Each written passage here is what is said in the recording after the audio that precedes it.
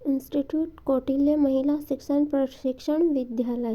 Student teacher name रिया नागर, class BSc B.Ed third year. Today's topic glycolysis. Glycolysis क्या है? Glycolysis का नाम दो ग्रीक शब्दों से आया है, यानी ग्लाइकोस जिसका अर्थ चीनी, लिसिस जिसका अर्थ टूटना। ओटो मेयरहोफ, जे पोर्नस और गुस्ताव ग्लाइकोलाइसिस की योजना देने वाले पहले व्यक्ति थे। अवायवीय श्वसन के मामले में पौधे ग्लाइकोलाइसिस के माध्यम से श्वसन करते हैं। यह प्रक्रिया कोशिकाओं के कोशिका द्रव्य में संपन्न होती है। यहाँ पौधे ग्लूकोज का आंशिक ऑक्सीकरण करते हैं। इसके परिणाम स्वरूप पायरुविक एसिड के दो अणु बनते हैं। ग्लूकोज और फ्रक्टोज को एंजाइम हेक्साकाइनेज के माध्यम से ग्लूकोज 6 फास्फेट को जन्म देने के लिए फास्फोराइलेट किया जाता है। यह फास्फोराइलेटेड ग्लूकोज फ्रक्टोज 6 फास्फेट का उत्पादन करने के लिए आइसोमेराइज होता है। हमने नीचे दिए गए चित्र में ग्लाइकोलाइसिस के चरण दिखाए हैं।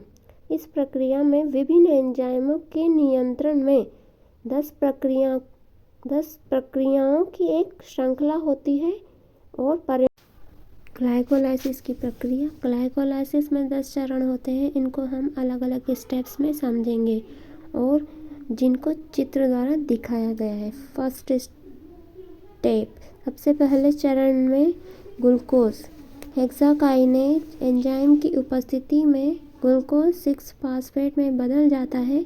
इस प्रक्रिया में एक ATP मॉलिक्यूल खर्च होता है। सेकंड स्टेप, अगले चरण में ग्लूकोज 6 फास्फेट आइसोमेरेज एंजाइम की उपस्थिति में फ्रक्टोज 6 फास्फेट में आइसोमेराइज हो जाता है। इस रिएक्शन को आइसोमेराइजेशन भी कहा जाता है। थर्ड स्टेप, तीसरे चरण में फ्रक्टोज 6 फास्फेट काइनेज एंजाइम की सहायता से फ्रक्टोज 1,6 बिस फास्फेट में बदल जाता है। इस प्रक्रिया में फिर से एक ATP का इस्तेमाल होता है। फोर्थ स्टेप, चौथे चरण में फ्रक्टोज 1,6 बिस फास्फेट 3 कार्बन वाले दो अलग अलग तरह के केमिकल कंपाउंड में टूट जाता है। इनके नाम ग्लिसरैल्डिहाइड 3 फास्फेट और डाइहाइड्रोक्सी एसीटोन फास्फेट। चौथे चरण में एंजाइम एल्डोलेज का इस्तेमाल है। डाइहाइड्रोक्सी एसीटोन फास्फेट फिर से ग्लिसरैल्डिहाइड 3 फास्फेट आइसोमेरेज एंजाइम की उपस्थिति में बदल जाता है।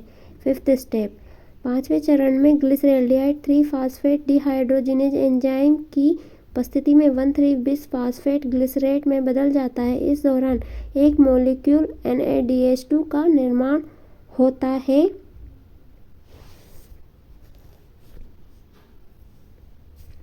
सिक्स स्टेप, इस चरण में 1,3 बिस फास्फोग्लिसरेट काइनेज एंजाइम की उपस्थिति में 3 फास्फोग्लिसरेट में बदल जाता है। यहाँ पर सबस्ट्रेट लेवल से एक ATP का निर्माण होता है। सेवंथ स्टेप, इस चरण में 3 फास्फोग्लिसरेट म्यूटेज एंजाइम की उपस्थिति में 2 फास्फोग्लिसरेट में बदल जाता है। एट्थ स्टेप, इस स्टेप में 2 फास्फोग्लिसरेट इनोलेट एंजाइम की मदद से 2 फास्फोनाइल पाइरुवेट में बदल जाता है। नाइन्थ स्टेप, यह ग्लाइकोलिसिस का अंतिम स्टेप होता है, जहाँ पर फास्फोनाइल पाइरुवेट काइनेज एंजाइम की सहायता से पाइरुवेट में बदल जाता है।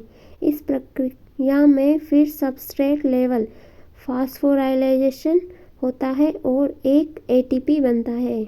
नोट, ग्लिसरैल्डिहाइड 3 फास्फेट में पाइरुवेट बनने की प्रक्रिया 2 बार चलती है और कुल मिलाकर 4 ATP बनते हैं और शुरुआती प्रक्रिया में 2 ATP बनते हैं। इस प्रक्रिया से 2 ATP का नेट गेन होता है। इसी प्रकार से अगर ऑक्सीश्वसन होता है तो दोनों NADH से 6 ATP बनते हैं। 6 ATP बनते हैं, अतः कुल ATP 8 बन जाते हैं। इस तरह ग्लाइकोलाइसिस में टोटल 8 ATP का निर्माण होता है। Thank you.